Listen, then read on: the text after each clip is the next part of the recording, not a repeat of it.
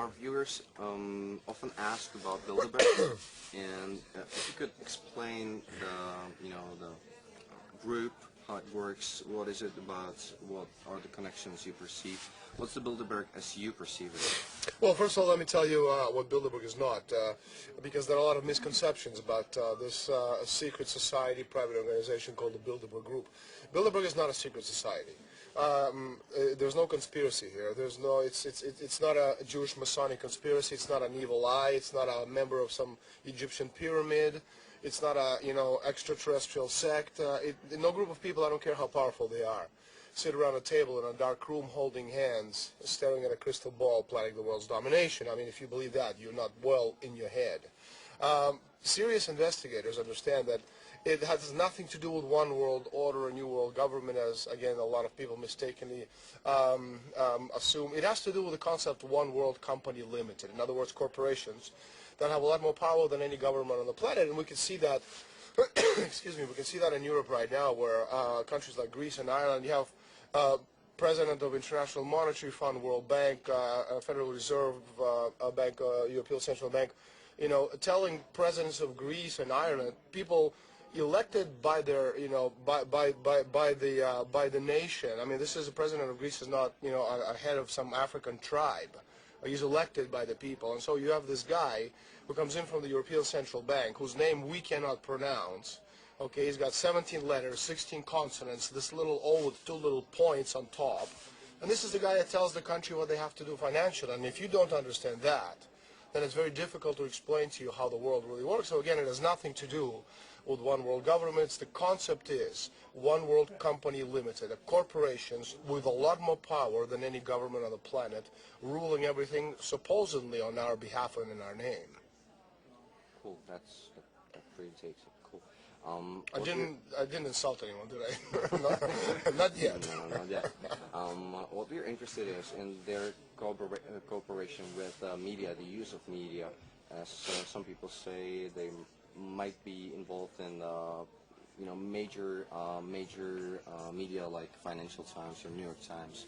How do you perceive this? Working with is it like a part of the system already, or how does this work? How do you see it? Well, first of all, Bilderberg is what used to be called the old NATO alliance: Western Europe, United States, and Canada. With the fall of the Berlin Wall, Central and Eastern European nations have also been incorporated into Bilderberg structure, which is why you have members from Czech Republic, you have people from Poland and Hungary have also joining Bilderberg. But these people who are not, they don't represent the interests of a country. They're traitors to their nation. They represent the interest of supranational organization who works against the interest of Czech Republic, Poland, Hungary, etc. And within Bilderberg, you have, first of all, you have, which it's a meeting of about 130 people annually, once a year, 3-4 day meeting, usually in May, early June. Out of the attendees, every prime minister and president of these nations attends. The president of the United States doesn't attend, sitting president, because he's a sitting president, but he's well represented by others, such as congressmen, key politicians in the government. You have all key bankers from all these Western European nations, the United States and Canada. You have the director, obviously, of the Federal Reserve, International Monetary Fund, World Bank, European Central Bank. You have European commissioners and senators. You have the European royalty is also represented. At this one long table, you also have 50, 60 top CEOs of the most important, powerful corporations in the Western world. And finally, they're joined at this table by leading representatives of the international media, such as New York Times, Washington Post, Wall Street Journal, Le Monde, Grupo Prisa from Spain, etc. Which is one of the reasons why if you go to AP or Reuters site, you try to type in Bilderberg, you're going to get 0 results, and it's a very it obviously doesn't make any sense. Now, as far as your question is concerned, again, you have to understand that what the media has done is they have convinced us, the people, that what you see on the front page of the New York Times, or you read on the front page of Le Monde, or you get from the cover story of the CNN has to be the truth. And consequently, anything else that printed or written or told by anyone else anywhere else has to be a conspiracy theory, because they will tell you, if what you're saying is the truth, why isn't it on the front page of the newspaper, until you realize the media form parts of the world elite, and they form part of this giant, I don't want to call it conspiracy, this giant control mechanism which is used against the interests of the people. So how you perceive it that the basic means of using the media is to kind of cover what is important and let the media present some other reality that is convenient for these combination of people from different companies, politics, different countries. It's to a certain point, but not exactly that way. In a way that, for example, CNN, people will point out and say, well, look, if it's such a conspiracy, why is BBC talking about Bilderberg? Why has CNN done a report on Bilderberg? Well, if you actually analyze the mainstream and what they have done on Bilderberg, they basically just, run a cover. So BBC did a story on Bilderberg 3 weeks after my book on Bilderberg came out in Spain in September 2005, and just literally in weeks sold about 300,000 copies. So they had to cover their tracks and explain to all these concerned people that this is just a silly story about conspiracy theories, it's not real. And the CNN did their story with basically they showed that people who follow Bilderberg are conspiracy crazies. And of course they're full of conspiracy crazy people, but serious investigators such as myself, we're not conspiracy crazies. So the media is being used on the one hand to obfuscate the truth, on the other hand to present a completely irreal version of the truth, but also on the other hand, to run cover and present other stories which take your attention away from that truth and channel it somewhere else. And a good example of that, for example, is the war in Afghanistan, which has nothing really to do with Bilderberg itself, but it's the concept of what it means that war has only really one reason to be, and that's the drug trade. There's one thing of value in Afghanistan. Well, you have Afghani carpets, and also you have the drugs. So, and I don't think NATO troops are there because of the carpets. I think they're there to make sure that the drugs make their way to Wall Street, because drugs is the most important business in the world. All right, and the drug money is laundered through Wall Street, and in the world economy, which is collapsing onto itself, if you don't have the drug money being laundered through Wall Street, you don't have the world economy. Of course, you don't see the story on the front page of the New York Times, and you could never see it on the front page of the New York Times, because the shareholders of these giant corporations trading on Wall Street are the same companies which form part of these private organizations such as the Bilderberg Group. Mm-hmm. Did you notice some activity here specifically for Czech Republic? How Bilderberg operates here, if you perceive any? Well, the key element, of course, is to make sure you ensnare Czech Republic and you make it part of the European community. Now, if you're smart, and I've always respected, the Czech Republic a lot. I was born in the Soviet Union, and for me, when I was growing up, my favorite hockey team was Czechoslovakia. Because it's the only country capable to beat the Soviets in hockey. So, and my favorite tennis player was always Ivan Lendl. So I have a lot of affinity to Czech Republic, and I love this country. So if you're smart, I would like to think that you will stay out of European community, because again, what they have done is they've destroyed in Europe nation-state republics. Okay? The most important invention over the past 650 years, going back to the first nation-state in France with Louis XI. So you see, in Europe before we had countries, constitutions, flags, currencies, our own borders, and also our own monetary and financial policies of nations. Now we don't have any of that. All of that is decided by bureaucrats whose names we can't pronounce in Brussels, who obviously do not represent the little man. And they will never represent the little man. So, for example, Greece has been destroyed. Ireland has been destroyed. Now Spain is being destroyed. After Spain, Italy has been destroyed. Iceland was destroyed already a couple of years ago. Baltic states are a mess. Hungary has been wiped out.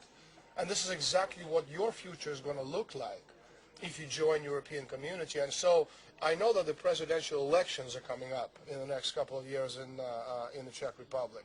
And any of these characters, such as Karel Schwarzenberger, for example, or others, they're all members of the Bilderberg organizations or other organizations similar, such as Trilateral Commission. You have to make sure you don't vote for these people, because they are traitors to your country. They don't represent the interests of the Czech Republic. Mm-hmm. Can you pinpoint like one or two examples of the achievements of Bilderberg Group, well, like practically in real life, like in the late what year, what you Yeah. perceive as, their kind of work? Well, you have to look around you. The most important thing you see right now is the financial meltdown. Okay? Now, it may sound crazy to people who don't know anything about the real world, who get their news from television, or from every television except your television, which is, of course, the best television in the world. Okay? Who get their information from the mainstream press, is that, the financial meltdown that we're seeing right now is an orchestrated meltdown. It's been orchestrated because the idea is, you see, we're living on a planet with 7 billion people and limited natural resources. If you're going to have 15 or 20 billion people, you're not going to have enough resources for all the planet. So people who want to control the world want to make sure that they have enough water and food for themselves. And to do that, you need to destroy the population base. And to do that, you have to destroy the world economy. Because when you have progress, when you have growth, you have population explosion. When you don't have progress, you have zero growth, you have population destruction, which is what they're doing right now. So the great achievement, as you say, of these people is the financial meltdown that we're witnessing across the world, which is an orchestrated, engineered meltdown. The same kind of meltdown we suffered before in 1345, when the Bardi and the Peruzzi banking houses collapsed, bringing down, Black Plague epidemic that wiped out half of Europe. And if you want to make sure you don't have this again, you have to understand that this edifice that Bilderberg has built, okay, has to be taken down. And what we have to do is make sure we preserve nation-state republics, countries working independently for the betterment of their countries, but together, as Charles de Gaulle said, Europe of the fatherlands, towards a common goal, which is progress and development and growth. Why would they want this to continue, this crisis, if it may actually, influence the Western countries that are developed, and it might mean the decline of the West and actually, the part of the world where the Bilderberg members live and make business? Well, you have to differentiate between your lifestyle declining and theirs. It's not the same thing, okay? You see, what people don't understand is if they're destroying the world economy, then they won't have any money either. Except that, if you actually understand how money works, they already control all of the world's finances and all the world's wealth. They don't need any more money. What they need is water and food. And for them to drink, you have to die. It's really that simple. Okay, and the same has to, when we're talking about Western nations, they're not interested in countries. They're interested in supranational organizations, territories, which they can control. And when you have 2 billion people, for example, instead of 7, it just makes it easier to control, by a small oligarchy of powerful people who control the key institutions around the world, such a small population base. Sure, even if it means that that the Western part is the one diminished the most, because the growth of people in the third world and diminishing, and lowering of the population in the West, that you think it doesn't contradict this plan you see, or this mission, or Well, you have two different things here. On the one hand, you have population explosion in the third world, and you have, on the other hand, Europe, which obviously population is declining, but this is the center, the epicenter of the economy and the creation and progress and development. So if you can destroy Europe economically, it affects the development of the entire planet. Okay, just like in the 600 years ago, you see, when you have progress, the impetus towards, creation and development and financial and scientific development and progress is, if you invent something, that invention affects everybody else on the planet. And if they follow suit, they grow. So if you can destroy the epicenter of this, which is Europe, then you won't have any progress or development anywhere else in the third world, which means the population will come down immediately, because again, without growth and progress, people have to eat. And right now the situation in the world is we simply don't have enough ways to get food to 7 billion people, which means if you don't eat, you die.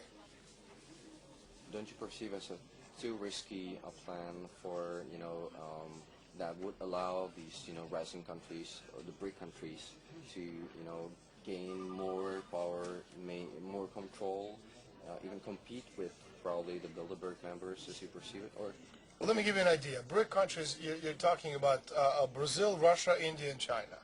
Except that, you know, B for Brazil isn't really Brazil, but should be Britain, as in Great Britain, as in this is the epicenter of Bilderberg, okay? What's called today Bilderberg, 800 years ago had another name. They were called the Venetian Black Nobility. And the whole idea of the term BRIC itself is the creation of Goldman Sachs, which is, of course, a Wall Street firm, which is part of the, you know, works for the interests of the British Empire, and it continues being an empire. And now, if you take India, for example, India is out of water, okay? There's no water in India, so they've used up all the water which has been, you know, put on Earth to a certain level, okay, down over the last million years. So for them to actually to get at the next plateau, they have to drill, and you know, the only way you can get to that water is using nuclear energy, which is being eliminated on purpose, because it's the only energy source that has the flux density necessary to give people food and water. So India doesn't count. They're out of the question. Russia and China, they're the two biggest enemies of this entire organization. And they're being manipulated and destroyed separately and together, and I'll give you an example of that. In 2005, at the Bilderberg conference, they talked about manipulating oil prices, first to $150 a barrel and then drop it to about $30 a barrel. Well, this is exactly what happened. You see, when you push the oil price to 150, you're destroying the Chinese economy. And when you push it down to 30, you're doing the same, but to the Russian economy. Okay, so they have ways of dealing with all these different countries, and if anybody starts getting a little bit too strong, they have ways of wiping them out. So Russia is obviously a key enemy. It's a military enemy, and China is an economic enemy because China is not a military foe. And that's why in Afghanistan, for example, American government is building 70 secret bases whose only objective is to attack the southern flank of Russia in case of war against the United States. All right? It's not against Iran. It's against Russia. Drugs, which are being pushed from Bagram Air Base, United States Air Base in Afghanistan, is being pushed into Grozny, and from there to Russia, which kills annually 30,000 Russians. That's called genocide, and the Russians which are being killed by, you know, from overdose are between 16 and 25 years old. This is the future of the country. So the war is on. The Cold War never ended. The enemies are still the same, you know, just under a different pretext. Mm-hmm. It's interesting. With the oil prices, that kind of falls into... Oh, yeah, can you please move a little bit for shifting? Is that okay? Yeah, that's okay. Great. You know, when hearing all this, how do you perceive the future of global politics, the way it's going to roll on, you know, basis of your investigation? You know, at my conference yesterday, I talked about the concept of immortality. Now, immortality isn't some guy who crosses himself 30,000 times a day, and when he dies, his soul goes to heaven. Maybe that is, I just don't believe in that. You know, immortality is the obligation of every human being to assure the survival of the human species. And that's our only obligation to ourselves and to future generations. Which means that if you have your moral compass right, and if you're a human being instead of an animal who belongs in a cage, okay, then you know intrinsically, you know, what better good means. Which means you would never do anything to hurt the people around you. You do to help them. Okay, so first of all, you know, make sure if you want to fight these people, you know, get rid of the elements which control you, such as television. Turn off all the television except Czech television, okay? That's the only television that tells the truth, okay? Once you do that, the next thing is just to understand that this is real. Look around you. This is very real. The economy is being destroyed. Someone is doing it. Understand that there's causes and the results. And what you're seeing is the result. You have to understand the cause. So, and also think again, it goes back to classical education. Instead of this degenerative outcome-based education which destroys the human mind, go back to Socratic and Platonic culture, classical culture, which requires a higher level of intellect, okay, and creates human beings instead of animals, okay, because we're living right now a part of no future generation, okay, or degeneration, where people no longer believe in anything. They have no reason to be. They just exist, you know. And when you're just about ready to die, you have to ask yourself a question: what have I done for this planet Earth in my lifetime? How have I contributed to the betterment of the human beings on the planet? So this is how I would perceive it. So you see that there are no beliefs in higher or any idols anymore in the Western society as it used to be. Well, I've never believed in idols. I've always believed, in heroes, and they've destroyed. They basically, people follow this history which has nothing to do with real history. The history of the world that you read in history books. It's like reading comic books. Okay, it's just not true. It's just all a lie. But of course, to acquire knowledge, it requires time and effort. Something that most people simply do not know how to give. We don't know how to think anymore. So how can you ask people to, have a future of hope and progress when you don't even know how to think anymore? Well, if you think there's any democratic system at all, what do you predict? What's the way it's gonna, move the society, the democracy? If it means, destroying or lowering the belief or any moral qualities in the nations, or if it's the only way and the only political system that, like, if you perceive it as the end of the history, or if you believe. Why don't you ask me that again? I didn't quite understand. Okay, I'm gonna repeat. If you believe in the democratic system, or if you don't think that there's anything like that anymore, or maybe never been. Democracy, it's just a form of control. When you are part of these supranational organizations, and again, if you just look on the world stage, and the guy who represents the left and the guy who represents the right are controlled by you, and the guy who represents, the guy who sits in the central bank is one of your people, and the guy who is the president of the most important telephone company is one of your people, and the guy who sits on the board of directors of the European Central Bank is one of your people, what the hell are we talking about? Democracy is nonsense. Liberty is a concept. If you want to talk about democracy, look what democracy did in the Peloponnesian Wars. It just destroyed Greece. Okay, the concept of liberty, which is a very different kind of concept. Okay, and that goes back to the United States Constitution. It goes back to, the concept of general welfare as expressed in the preamble of the United States Constitution by the founding fathers of the Republic, which has to do with liberty and the pursuit of happiness, not democracy and the pursuit of happiness. And the last question is about. Again, I'm sorry. That's fine. Just the last question about how do you work with your sources, and if this could be obtained for any of the viewers, or how to perceive it, if and how to get kind of confirmation on this. Well, how do you work with this? Well, my background is military counterintelligence, so obviously I have information and access to information which other people don't. But also, if you go back in time and just look at my predictions, which I've made over the years, in 2002, I predicted exactly the start of the Iraqi war, because we have people who are our sources in Bilderberg. Okay, that's a year in advance. In 2005, I said that oil price in 2008 in the summer is going to go to 150, then it's going to go down to 30. I said also in 2005 that gold is going to go from $300 to $1,000 an ounce. In 2006, I predicted the exact date of the housing meltdown in the United States and in Spain.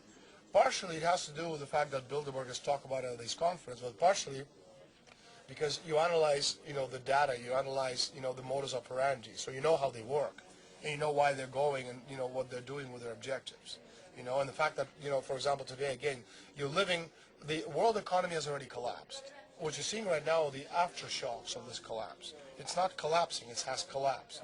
And if you want to save whatever is left of the world, there's only one solution, and that solution is you go back to this thing called Glass-Steagall, which puts like a firewall between all these commercial banks, which basically just, this giant Las Vegas casino, and banks which actually work for the interests of the nation states, which lend money to build infrastructure to make the country grow. You get rid of these banking parasites, which lost their money fair and square, and now they want to get that money back. You don't get your money back. You lost. You're out. Okay? So when the governments actually support these financial institutions For the bailouts. for the bailouts. So again, if you're supporting the bailouts, you're working against your country because that money just flushing it down the toilet. So anybody who does that is an enemy of your country because they don't represent their interests. And you can see it right now, in the United States and in the European community. They're trying to do the unthinkable. They're bailing out banks which form part of what's called the Inter-Alpha Group, which is part of this Bilderberg organization, this parasitical banks which have destroyed nations and countries. So you can tell very easily by adding 2 plus 2 what's going to happen, because you only have so much money to go around. And the money in Greece, which has been lent to them, will never be paid in the history of mankind. The money that has been given to Ireland will never be paid back. Ireland will become a slave state. You could see that. And Spain, that's going to happen the same to Spain. It's a cadaver. It's a walking dead. There's nothing left. There's no infrastructure. There's no growth. People don't know how to do anything. There's no natural resources. So you know what's going to happen to Spain. You know what's going to happen to Portugal. You know what's going to happen to Italy. And when these countries go, you know that Bilderberg has been talking at their last conferences, separating, creating two-tier Europe. Getting rid of the pigs, the Portugals, the Spains, etc., getting rid of them, putting them in the second division, all right, and saving whatever you can save, because they've been working towards creating their, monetary union for so long. They simply can't afford to let go now. But monetary union could never work without a political union in any part of the world. And what we have right now in Europe are nations who are trying to cobble together a monetary union because they need to have their pan-world corporation. And when you understand this, you can predict the future. So the objective of Bilderberg in in a decade or a few decades? Well, a few decades is like super duper optimistic. I mean, I'm talking maybe a few months, okay, because this whole thing could collapse in a few months. I certainly don't see, beyond 2011. At this present rate of insanity, this is not going beyond, we won't get to the summer. A few decades, we'll be living in a different, universe. Okay. Thanks. Thank you.